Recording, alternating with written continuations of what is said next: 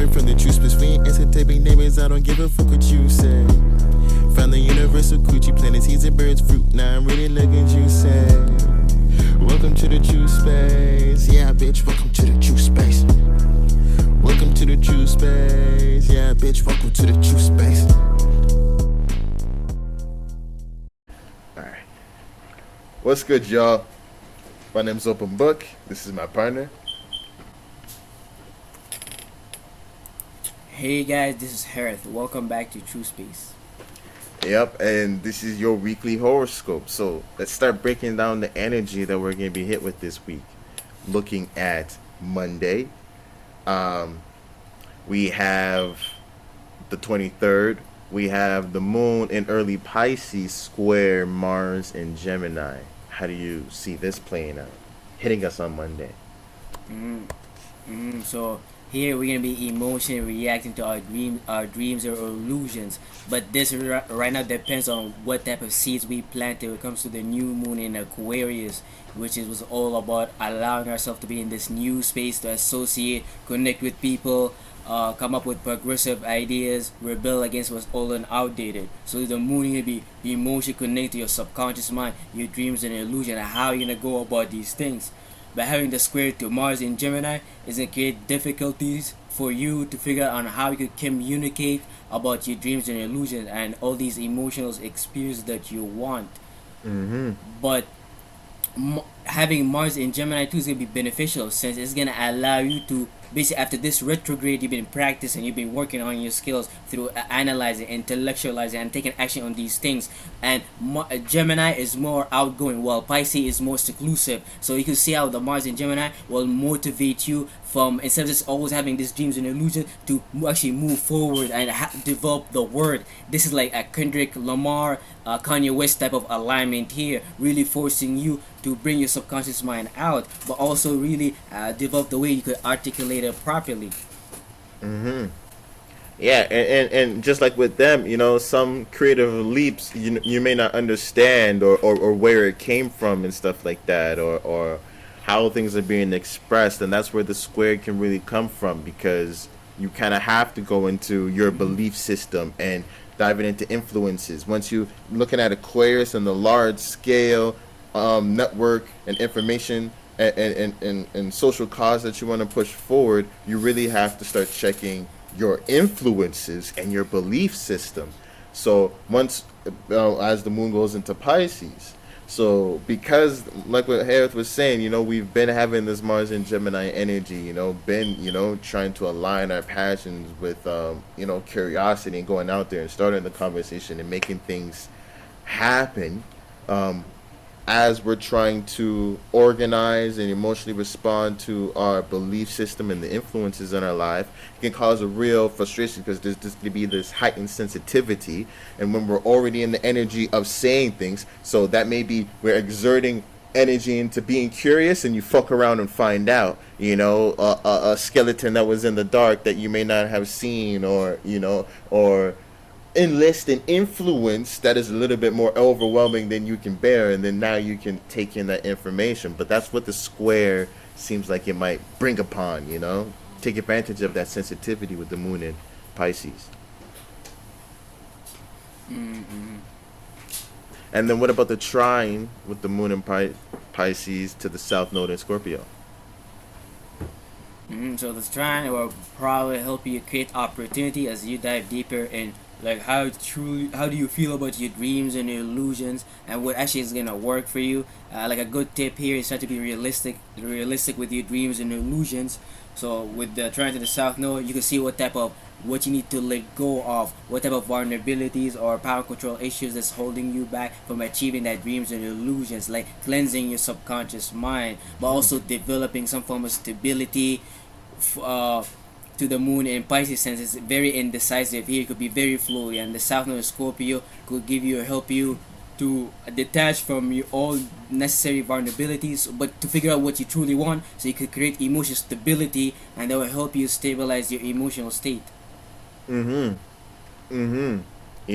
that heightened sensitivity, I bet it's working with Scorpio, maybe to show you your past mistakes and your past vulnerabilities, and show how it's affected you subconsciously and how it's making you so sensitive, in certain situations. And that may be what it takes to really show you what it is deep inside, so you have an understanding and be able to let it go, or transmute it into something else, and incorporate more creativity into your how you express your vulnerabilities, or let your vulnerabilities express, or how you look at your past and the things that you've been through, for sure.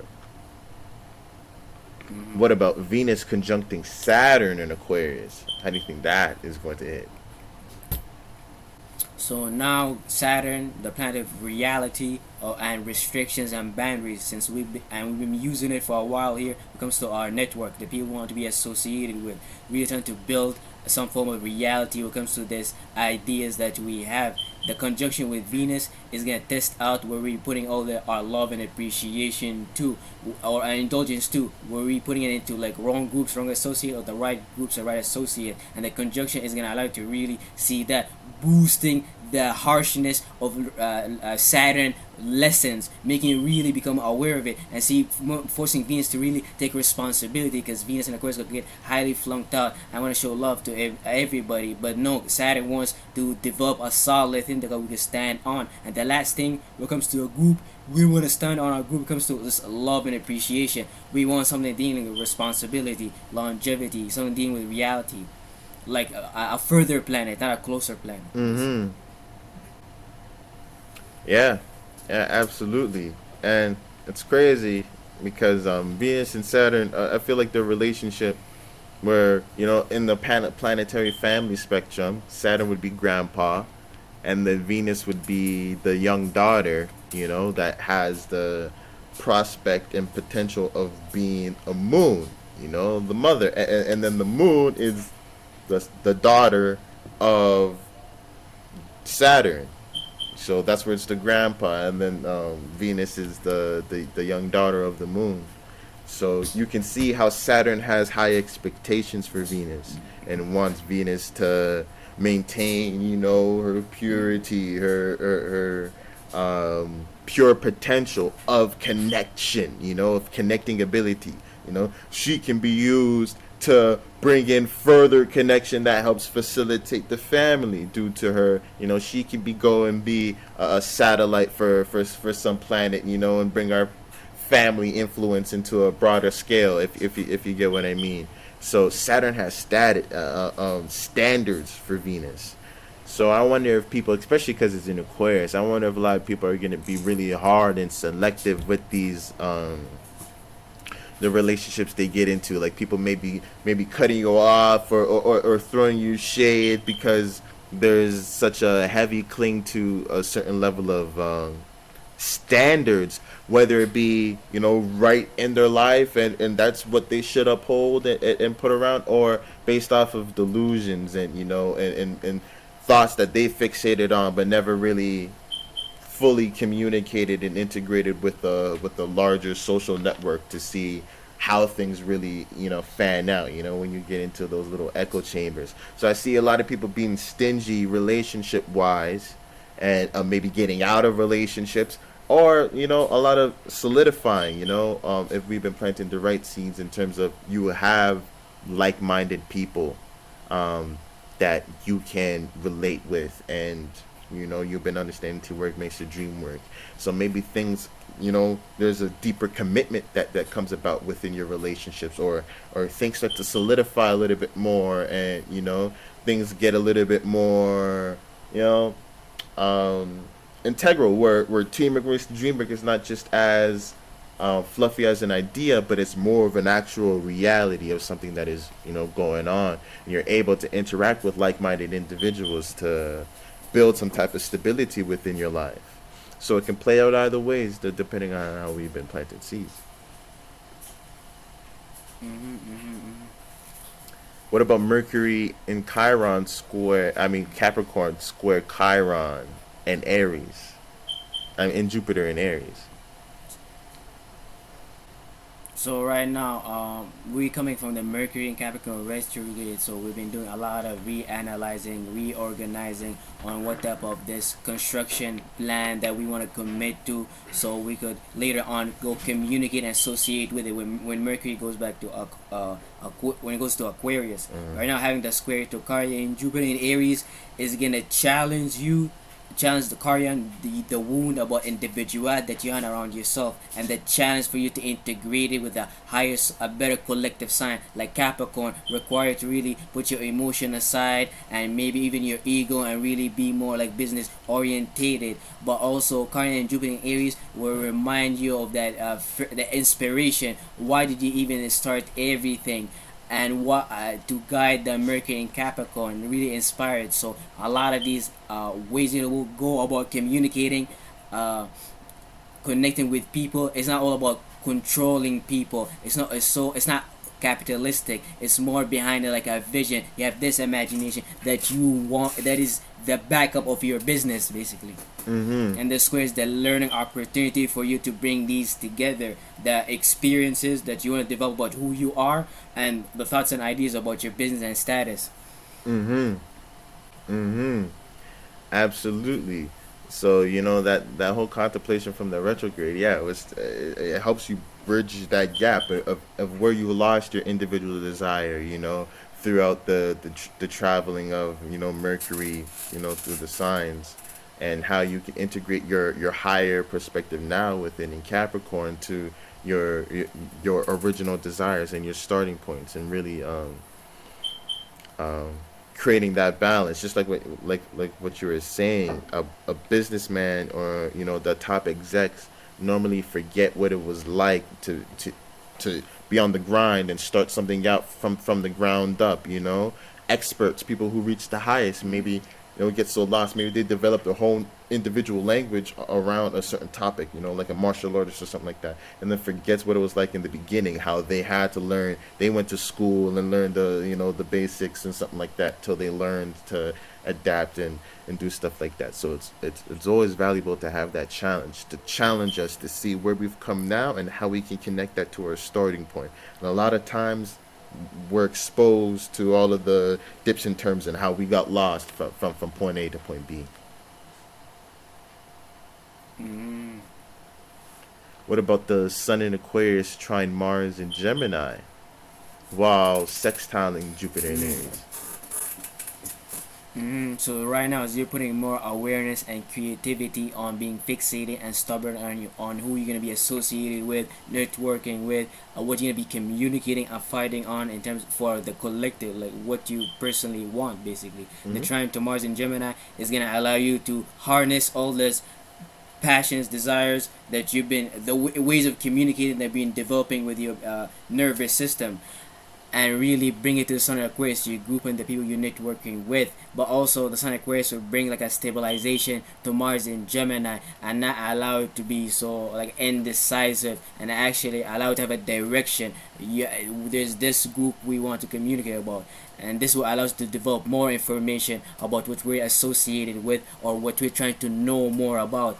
And that sextile Jupiter in Aries is reminding you of like that vision that you want to continue to build on, expand on, and give you that sense of inspiration, imagination that could inspire the group and the associated, and vice versa. The Sun of Aquarius will develop the stability that Aries need, give it the necessary information, feed the brain nervous system properly with the right groups, the right ideas, Mm-hmm. and show the direction. Mm-hmm. Mm-hmm. Because through expansion, you come to understand yourself. So associating with other people and working with other people, and having the desire to go and be curious and discover things with Mars and Gemini is automatically by default going to teach you things about yourself, and you're gonna have to journey deep into yourself in order for those expansions to take place. You know, even if people are dragging you along, you're gonna have to start questioning your own individuality, especially when other people get involved. Because you quickly lose yourself, and then but we all notice that, and then through the finding oneself is, you kind of solidify that knowledge of who you are as an individual. Absolutely.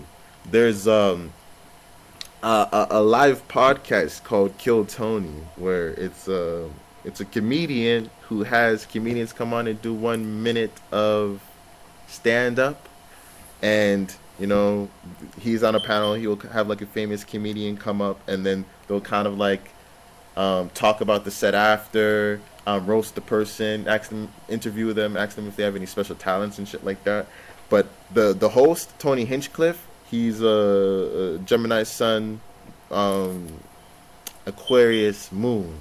So when you could see how everything blends together. Where with Aquarius, the fixating on certain thoughts, aka comedy, and the certain ideas around comedy, or creating that type of scene that created a network, for like-minded people to get on to the same accord. And then you add Gemini. He's very witty, and he's so good at roasting people and commenting at things on the fly and noticing things on the fly. So you can see how, like what Harith was saying, Aquarius could really give the direction by creating the information networks, setting the scene and atmosphere of the like-mindedness of what the information is, what the intentionality is behind things, and then Gemini can add and see what can we do with this. Where what all the combinations and where all the places that this can go, for sure.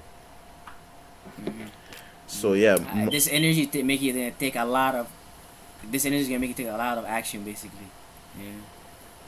absolutely, a lot of moving forward, a lot of leaps of faith, or you're kind of gonna have to make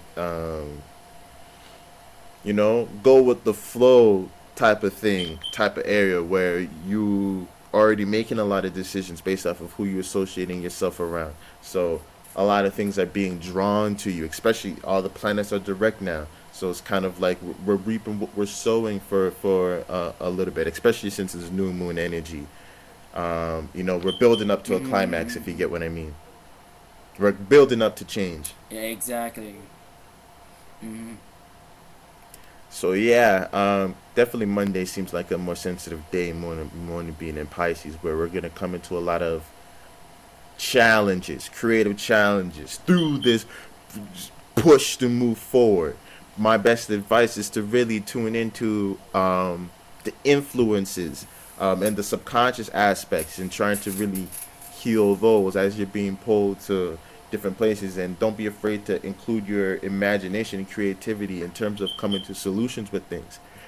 Don't have to look at things so rigidly, even though with all this energy things may be attacking you in a rigid way. Mm-hmm, mm-hmm. And then it's Moon Day too. So yeah, that's how Monday's looking. Looking at Tuesday, the 24th, we have the Moon in Pisces conjuncting Neptune in Pisces. Even more emotion. How do you think this is gonna hit us on Tuesday? So obviously, it's gonna make you dive deeper into your emotional nature about your dreams or illusions, depending on which one, which spectrum you are on, and the conjunction to Neptune giving you more sensitivity about like what you should believe in and how far you could like take your dreams or illusion. Every time the moon conjunct Neptune, it just makes me feel about like, how far can I take like my imagination?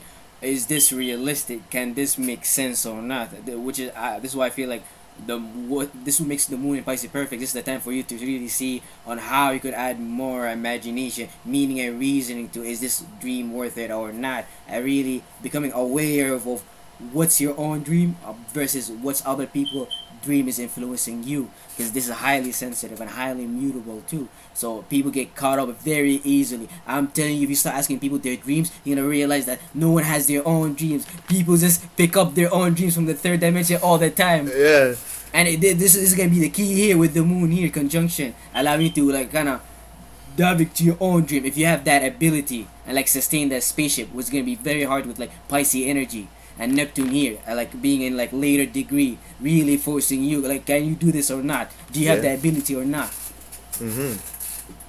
And it makes so much sense because it's Pisces. This is the last sign. The sun had to travel. All the planets had to travel through everything. So it's hard to maintain your individuality, Aries, untethered, through until you get to Pisces. Especially we're talking about the moon, especially when we're talking about Neptune. So So easy to lose yourself when we're talking about this Pisces energies. But when that individuality is retained, you realize, once you understand your starting point, like this could even be tied. Like a lot of people don't even realize their fucking starting point, like us being born. Like the whole miracle of the cell splitting. Like people don't understand that that's still not understood by modern science. How the one cell, multiplies. We still don't understand that concept, and that's proof of a higher force enough. But look at how far we left out. We literally created these bodies, this life out of nothing, and then you come out starting to think that you can't get on stage, or you can't go and ask this person out, and having all these limited dumbass beliefs of putting yourself. But it makes sense because through the travels, our individuality gets bittered and battered, throughout all and so much influence from the world builds up. So man, we really need to take Tuesday as a day to heal, or at least move slower, so we can take in the sensitivity, the subtle nature, and really utilize it for something. Just like what Harith was saying, everybody's dreams is normally someone else's. This is a day we can really tune in and we can kind of see where those threads come from, and where it's drawing you, where your influences come from, and how true that they are to you, how much of your individuality is retained within those dreams and illusions, and start trying to break those walls of those limiting beliefs, and start to use your imagination, taste what different realities would be like. We always imagine the worst case scenario, and get caught up in that, especially since I'm telling you, this victimhood since 2012, since Neptune went into Pisces. I don't know why it's like our generation, the highest virtue is victimhood, which is crazy. I don't know how that shit happened. I remember people try to tell me I was at a disadvantage at life for being a black male, and I was like, when? When? As a young kid, even now, maybe you do see certain things, but then how much of that was I taught? You know what I mean? Because of all of these influences that be coming in, shaping on how you look at the world. But as a kid, I didn't see none of that shit. None of that was an experience. So because my belief in expansiveness, I was so much more than just a black male. I probably never even thought about that. Maybe I was a dragon the day before, or fucking, whatever imagination you have as a kid. You don't really limit yourself to what you are or what you could be. You really need to tap into you know those what's expansiveness. interesting? What? I heard they say kids who maybe live in more like the poor lower income areas versus richer areas, they have more ability to tap into their dreams and their illusion subconscious mind, since their parents are not providing them these physical things that could kind of almost like forcing them to pay attention to more like the third dimension, while the kid who has less is kind of forced to tap into like higher force to change his situation. And like you can see that like all the time with people like kids becoming celebrities and all type of things. Absolutely. Like right now. Mhm. Absolutely. Like I grew up with a single mother and shit like that, and definitely you would see.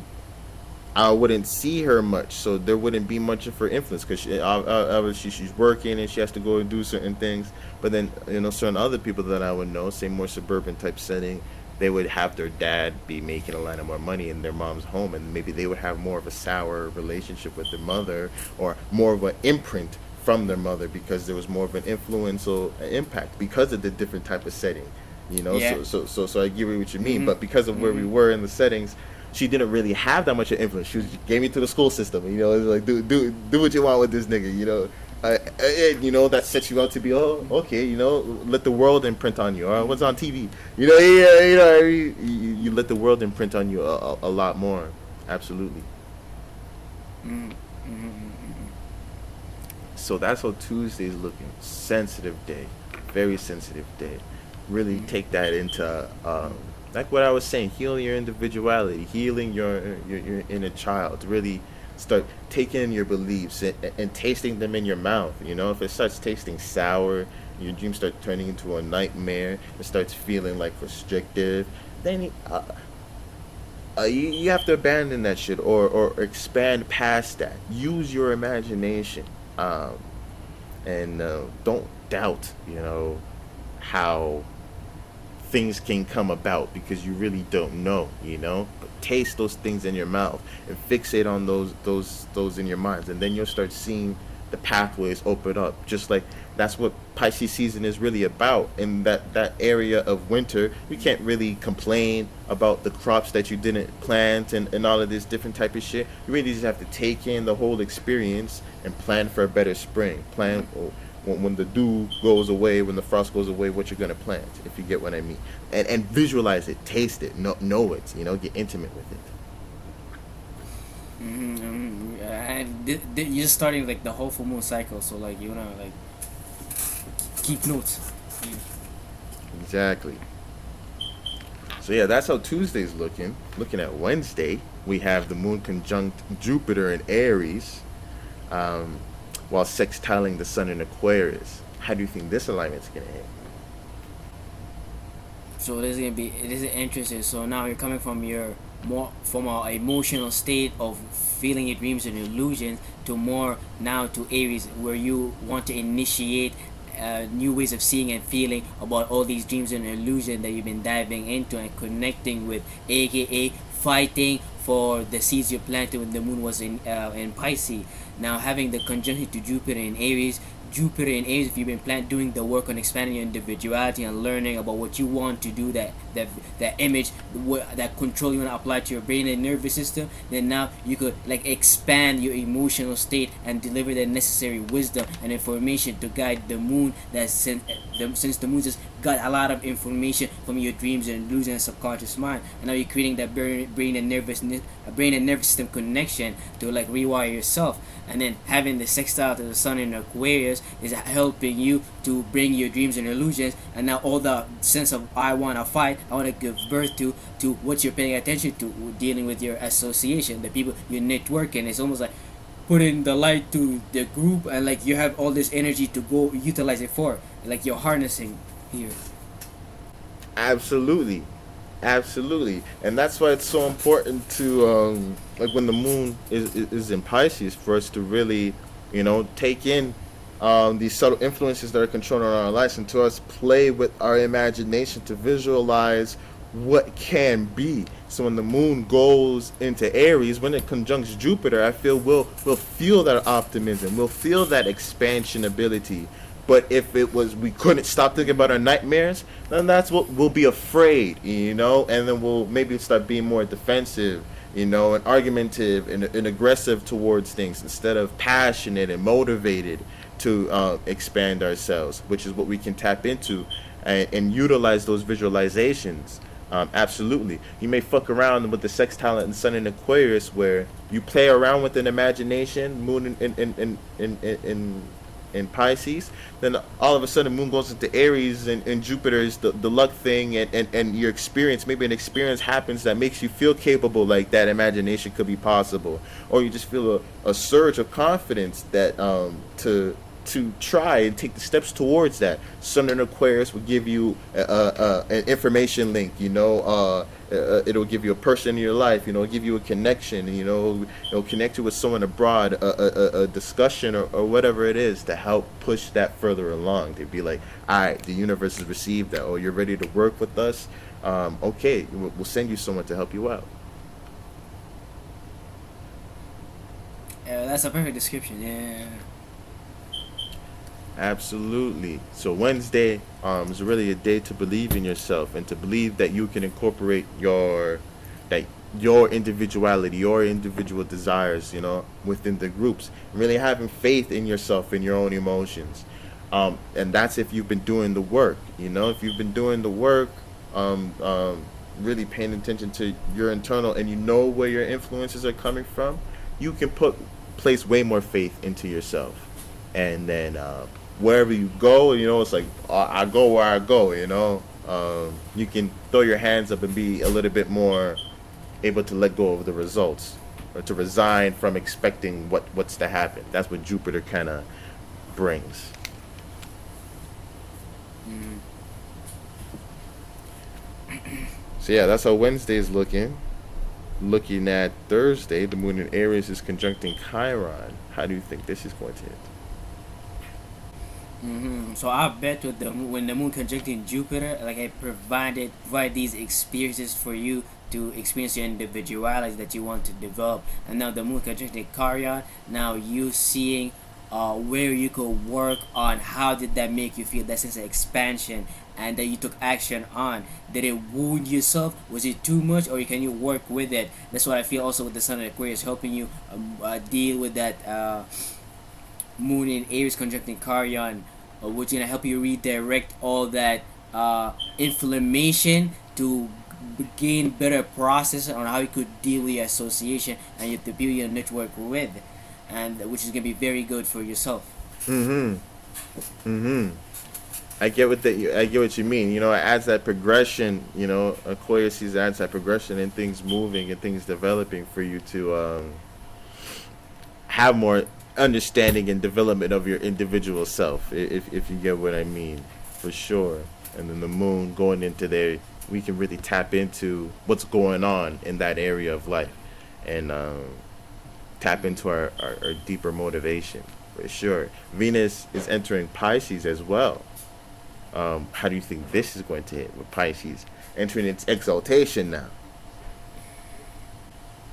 Wow, so having Venus moving from more where you've been paying, putting all this energy of love, appreciation, indulgent into your group and the people you're networking with in a very fixated, stubborn way. Now Venus is moving to a more mutable realm where it's gonna be very indecisive about dreams or illusions. What do you want to connect to on a deeper subconscious mind? This is Mm-hmm. where you could really go chase after something that could be not realistic, since Venus is exalted here, really making a dream or imagination seem so sweet, but it's not really is. It's a Lucifer, so that's how you get caught. And I remember something fucked up happened to me last time when Venus went into a Pisces. I got lost in a dream and an illusion that actually led me to losing some money because I thought someone was gonna help me do something. So I remember this. So right, I know now what to actually love and appreciate and what not to indulge into too much in terms of dreams and illusion.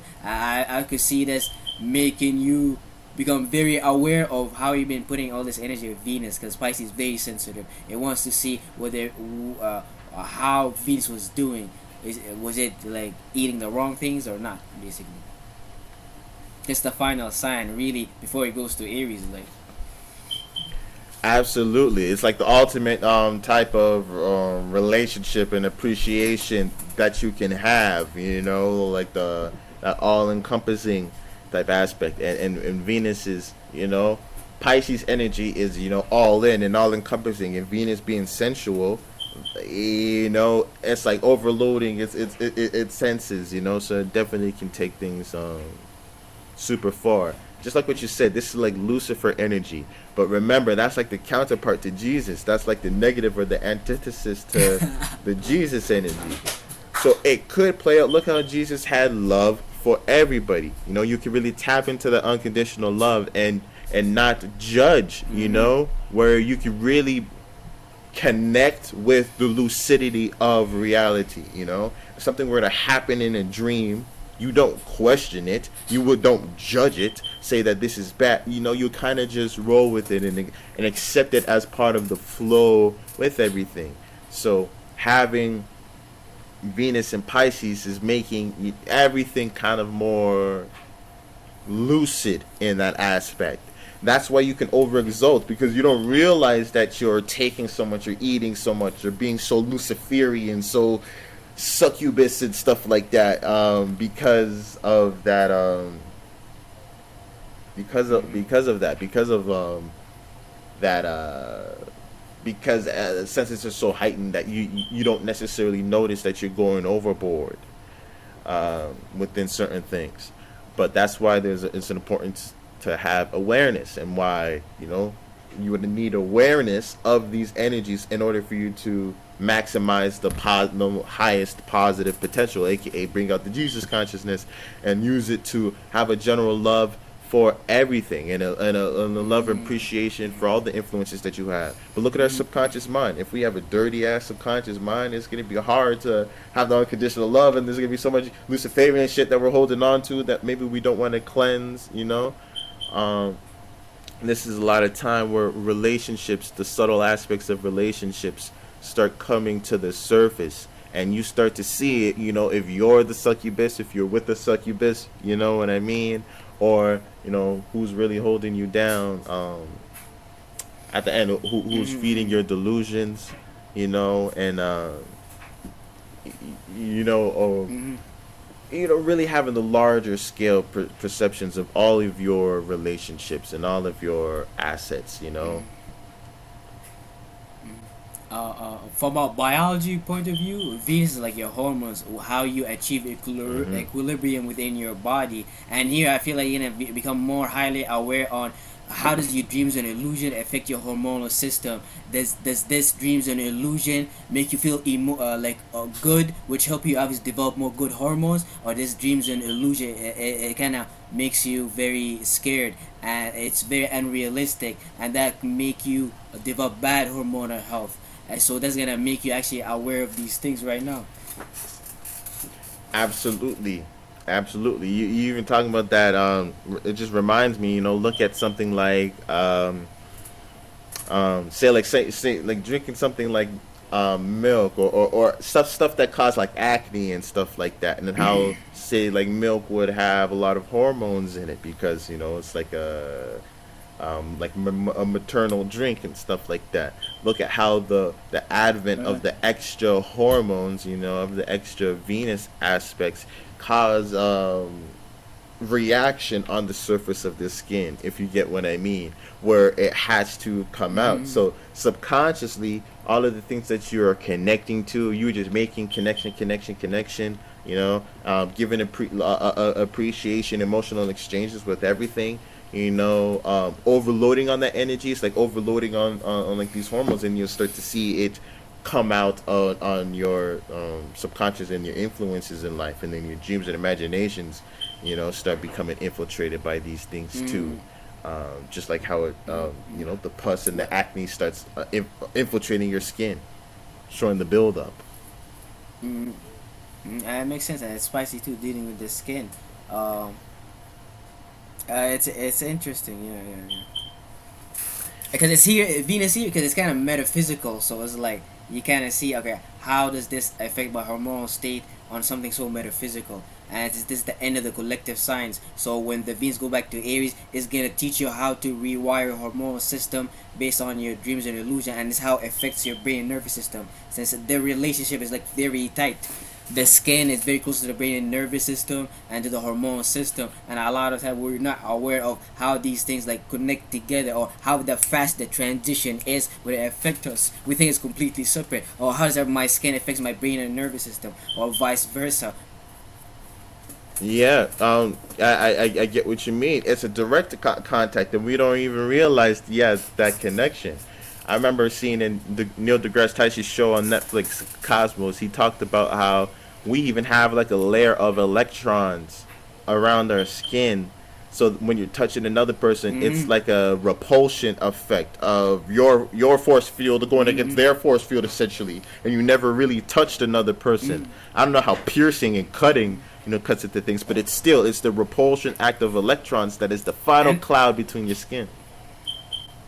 and think where Pisces is. Pisces between Aries, the brain and nervous system, but also between what Aquarius, another sign dealing with the nerves and the electrical things within the body. So Hmm. you're kind of right. And if he knows about astrology, he would have probably would be surprised too, based on that corresponding. Absolutely. Us in our highest aspect, what we would probably understand the weather by the feeling of our skin, and how things are, Mm-hmm. so much access to information, by stuff like that. We probably already do, but it's subconscious Mm-hmm. now. I, I was reading I was reading a study where they said basically a mother having more contact with her son on just a skin level builds the child immune system, and like that's Interesting. like sounds very powerful. Yeah. Interesting.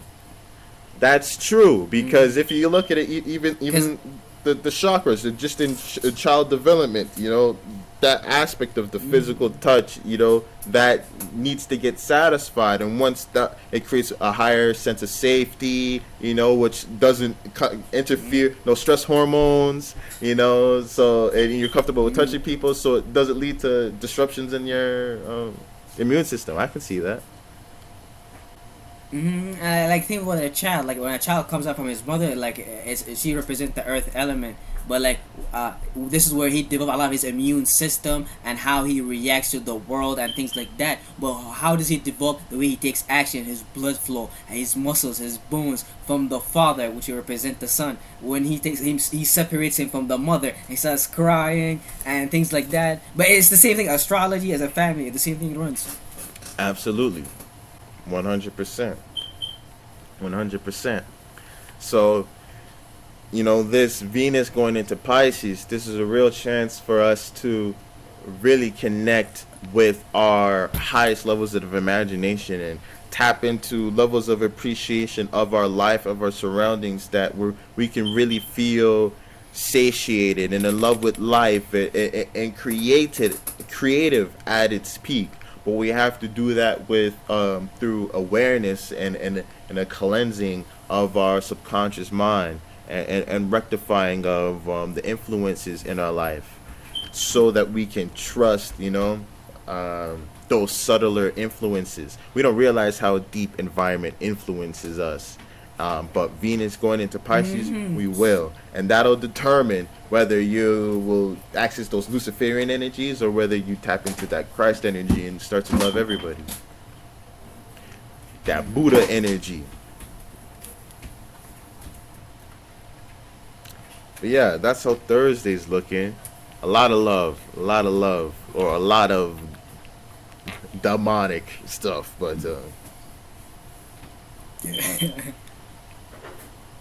that's Thursday. Looking at Friday, we have the moon in late Aries squaring Pluto in Capricorn. This is a tough alignment too, hitting us on Friday. How do you think this is going to hit?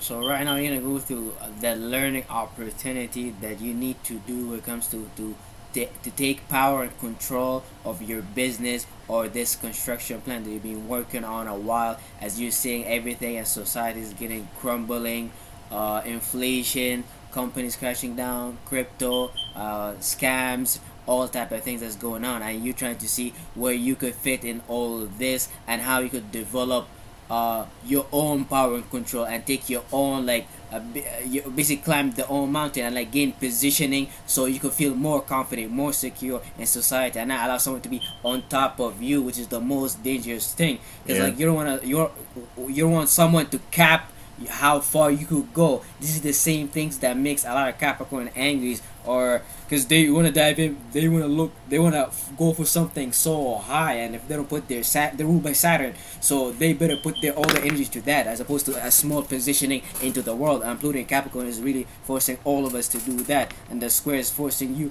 to really harness your emotional state, what you wanna initiate a vision for, and really make it a guiding light for how you could take power and control of your business and status, and or control it too, and learn how to direct it properly. So after that, Aries, out of all the cardinal signs, it loses energy very quickly, while Capricorn, it's cardinal sign, but it's an earth cardinal sign ruled by Saturn, so it's able to sustain what it initiates here, so it could be a guiding light for a moon in Aries. But the moon in Aries will bring that inspiration, that sense of I'm willing to fight, the sense of aggressiveness. Mm-hmm. Mm-hmm. Exactly. Fight for your emotion. This is where you really get challenged to see if you can incorporate your individuality into this new change that is going on with your position that you're playing within the world. And how you feel about yourself. But just like what you're saying, if we haven't been catering to our individuality, to our desires and motivation, and that Aries energy, that light or that spark went out, then we'll end up in a situation where we're feeling our whole identity and individuality is being taken power control over by a controlling force, or responsibilities are being placed upon us that really restrict us from even doing what we want, or for us being ourselves. But if we've been given the Aries some energy and really been and willing to fight for how you feel or how you want to feel, and for your desires, then you're and willing to take on the challenge of letting go of something, or taking power control of your position in life, so that it can cater to how you feel about yourself. The test is really going to come on Friday of whether you're going to make that decision or not, of whether you're going to fight for your personal feelings, or it's that test, that battle, and however it may play out, you're gonna learn from it on how your individuality got lost, or how you can better fight for it the next time. So you may not come out of the fight. It's definitely going to be intense. So don't run from the fight, because you never know what can come out of it. You may carve out a whole lane in the world and society. It's like, the universe is like, that's it. That's what I wanted. I just wanted to see you fire. You just be the bitch ass nigga moping around, walking around, looking all sad and shit like that. I just wanted you to swing. I just wanted you to try and attempt, place your faith into the universe. And then it's like, all right, I got you. Done though. It was just a joke. It was just a joke. We weren't gonna kill you. We weren't gonna, Abraham and his son. God was like, yo, you thought I was gonna fuck with you. Nah, I was just playing, yo. It's literally how it could be.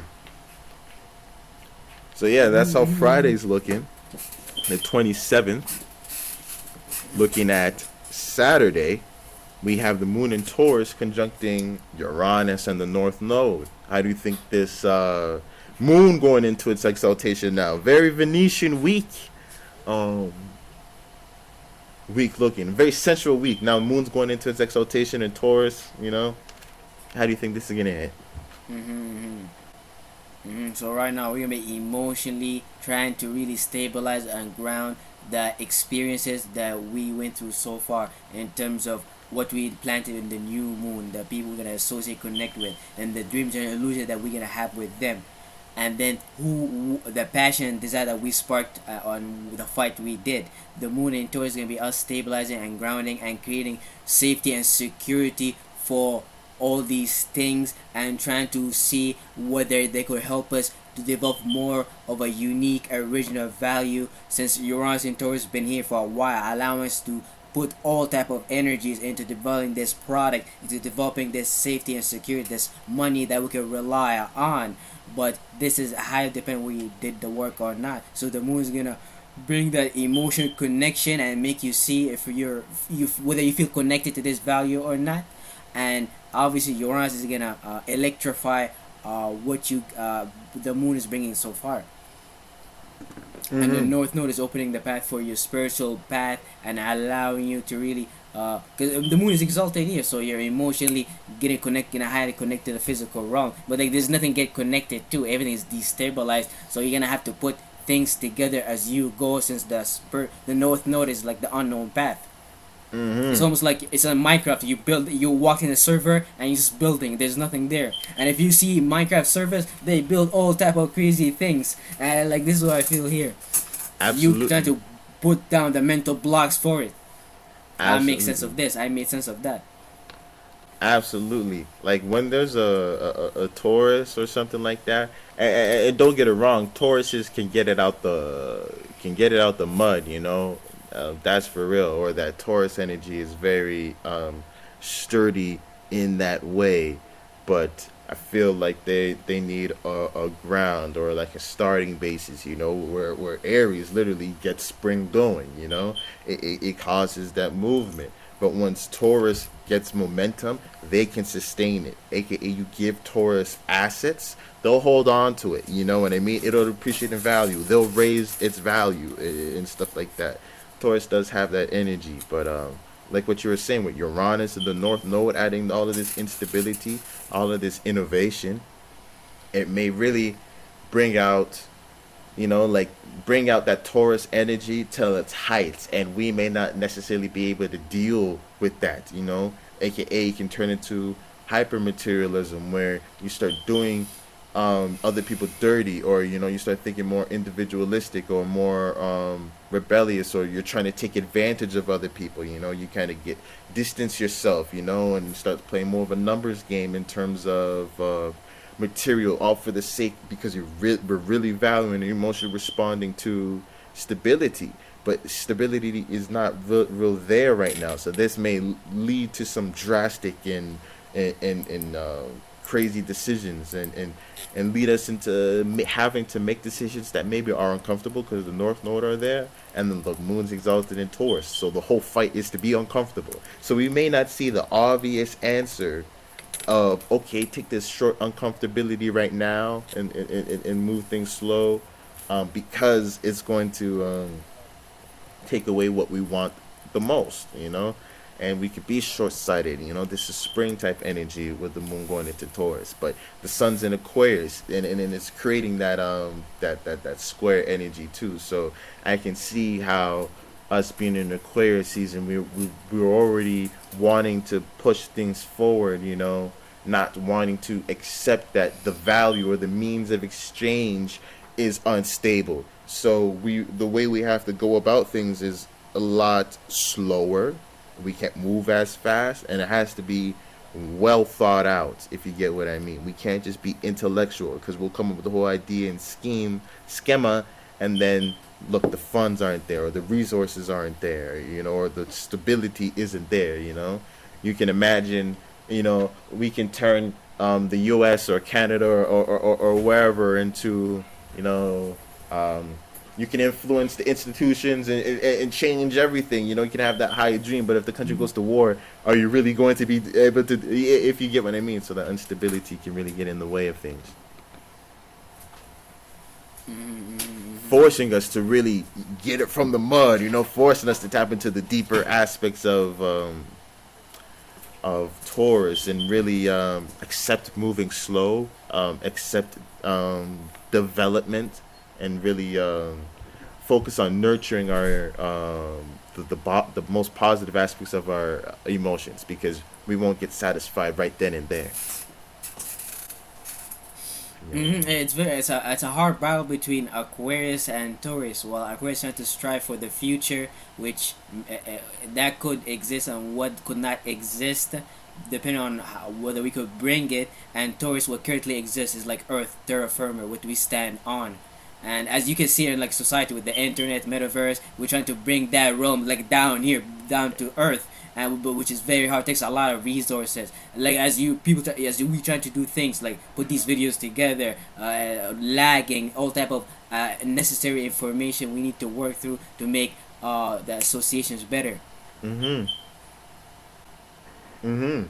And yeah, we've been dealing with these type of alignments for a long time.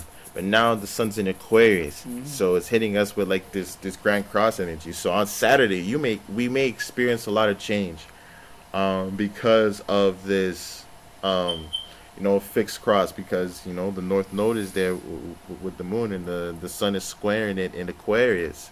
So, and then the South Node and North Node's in Scorpio and Taurus. So we're having a lot of squaring activity going on. So don't be surprised if a challenging situation really forces you to move forward in a way that you may not have wanted to, or just to cause some sort of disruption through the want and search of stability.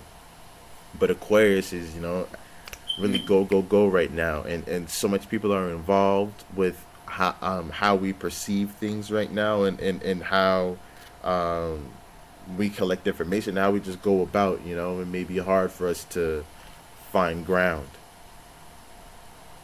but that's what we're being forced to do.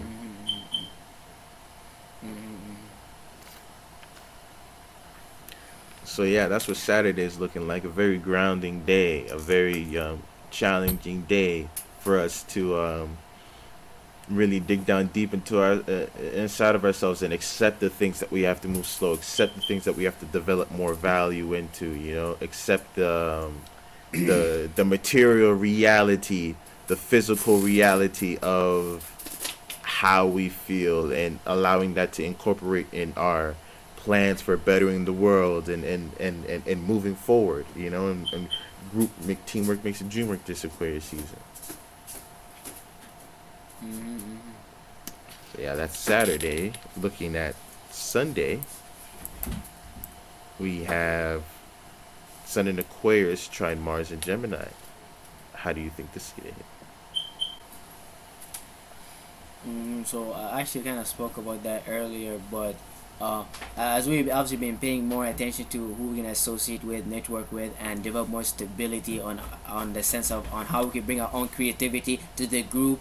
Since the sun is kind of debilitated here, and sometimes we kind of give up our sense of ego for the group and the collective, which is kind of dangerous here. So we want to be careful since later on the sun's gonna conjunct Saturn and it's gonna qualify whether um, we know who we associate with or we're getting controlled by the people we're associating with. And then having the trine to Mars in Gemini is gonna allow us to harness all these actions, passions, desires that we've been trying to really put into on how we could communicate better, expand our mentality, develop more curiosity through fighting, through arguing, having fun, like Mars in Gemini, which is gonna be very beneficial for the Sun in Aquarius. So now we're focused on the collective. Now you've been developing all this, having fun and communicating and taking action. Now it could serve a purpose, while Sun in Aquarius providing it the guiding light, giving it more control, stubbornness that could guide that mutable curiosity. Mm-hmm. Mm-hmm. Mm-hmm. Absolutely. That's a large information network with very swift moving parts, or information really moves fast within that information network, or information really gets pushed out fast and dealt with, in a timely manner when Aquarius and Gemini get together. That's for sure. Mm-hmm. Whether we're in control of it or not, sometimes, but yeah, absolutely. What about Mercury and Capricorn Mm-hmm. making a trine with Uranus and Taurus? So now this is gonna be crazy. Sounds like an alignment where you're gonna receive a lot of ideas on thought on how you could maybe uh, take all that uniqueness and originality that you've been developing through Taurus. What you want to in terms of physical values, sense of security, money. What do you want to do for a living? How can you that make you unique and original? Mercury and Capricorn is ready to provide you this capitalistic ideas on how you control all this energy we've been developing here. Really allowing you to, I guess you could say, break through mental thought forms, so you could take better control of your money and your physical existence. This is someone who runs his farm, but like this is someone who not only runs his farm but also he could represent his farm. He's not only the farmer, but he's like the CEO. He's the one who do the paperwork. He's the one who prospect clients. He's the one who actually move things forward too.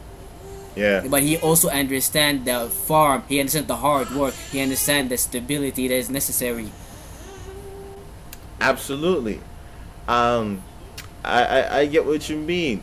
Mercury and Capricorn does seem like it's bringing that managerial that energy where Uranus and Taurus, there may be value, there may be talent, but it's sporadic, and yeah, Mercury and Capricorn bringing that business mindset, that capitalistic mindset, like what you were saying, can really maximize and show how to manage. And look at how Mercury and Uranus are related. Isn't Uranus like a higher octave of Mercury, like a higher octave of the mind? Exactly. So Mercury kind of understands Mm-hmm, Uranus yeah. moves fast, that, so it can create an easier lane for it to, okay, I understand that you're erratic, that value is changing right now. If you use this structure, you see that you can move way better, within this structure with the changing values. So that's the type of mentality that we can start getting into, or use access to, or find that addition. How we structuring our minds can help us deal with these erratic changes, and come up with the innovative ideas in terms of getting stability that we need. and this will make you realize the benefit of having Uranus debilitated here. So it's like it's obviously a lot of hard work, but since it's giving you enough time to really give enough energy to really develop the unique and original value. And Mercury in Capricorn, like Cece was saying, is just a slower version of Uranus, really allowing you to capitalize on what you've done so far and not allow certain things to go out of your way without paying attention to them. That's the capitalistic mindset with here, Mercury and Capricorn, and the retrograde allowing you to develop all these knowledge, ideas, mentalities to know how to go about it. It's almost like now you could know to see an opportunity, basically. And man, with Uranus and Taurus, I'm starting to understand more and more. Now we're seeing the value of understanding how groups think. Look at Uranus and the social energy, the group energy it's coming at, and how knowledge of how to navigate here leads to financial stability. This is absolutely, look at marketing in general.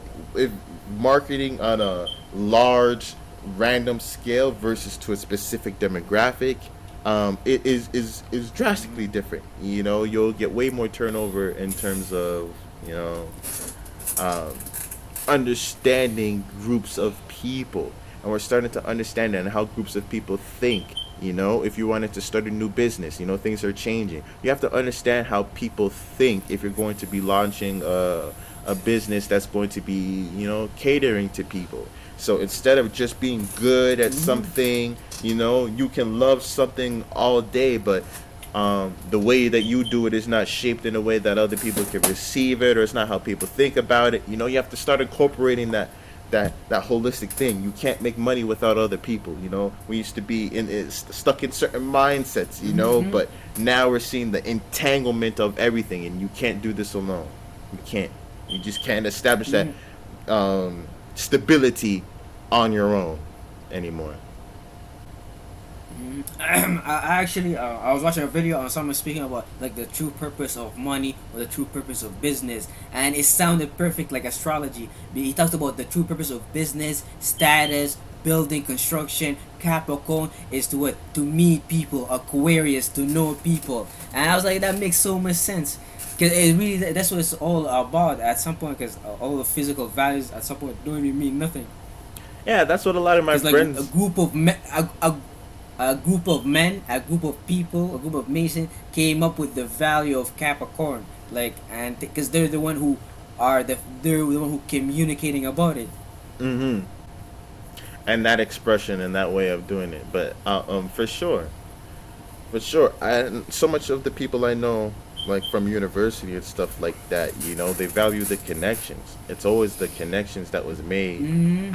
that is the most valuable asset, because now you're around like-minded people who are going to enter into the field that you're entering into. That is the biggest asset, that you get out of that. And they could provide you a lot of information. You'd be surprised on how type of opportunities that could be created by people. My brother here, he graduated from his program degree, but he was looking for a job for a while. But he was able to get an opportunity because his friend knew someone, and he gave the good word. That's it. But my brother already like had the knowledge, the degree, the information. He just needed the word. The person who's inside The a connection. place. You'll be surprised on how far people get you on simple just knowing a person who's into maybe fitness and exercise. This person can help you learn a lot about fitness, accelerate your process. A friend who's into mechanics, cars, or a friend who's into marketing. You'll be surprised about if you know how to capitalize on who you know, which is you think it's capitalistic, but if you know how to exchange energy equally, then it's not really. I'm giving you value, you give me value, and like that's the highest form of association. That's why Gemini look up to Aquarius, yo. Like we're Aquarius, like we're talking about something. Yeah. Gemini's like we're just playing around. We're just talking. We're just talking. Yeah. Yeah. That's facts. Yeah, I definitely get that, and that's we're all starting to come to understand that, and I really hope we do, because these selfish mindsets, it won't work. Even for me, speaking to myself too, I'm starting to realize, man. Teamwork makes the dream work. That shit ain't no lie, and you won't feel stable without that. So, but yeah, that's how the week is looking. Hope you guys like the video. Like and subscribe. Check out our website, truspace.biz, or Instagram, truspace_. And yeah, have a good week, guys. Really stay above these energies.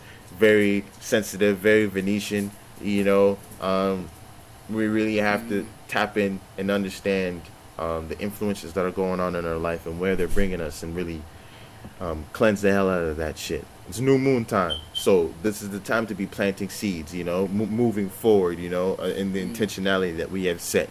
You know, we have to bring out the highest energy of Aquarius season. And just pay attention to the full moon too, and like remember to plant seed and know like what's happening as we go too. Because like this is the last chance we get to associate, network, present ourselves to the collective, and whatever result we could get before like a Pluto moves there. Like everything gets destroyed and wrecked. Oh yeah, I'm scared. I'm so scared for that. I'm a Leo ascendant. I'm a 2-degree Leo ascendant.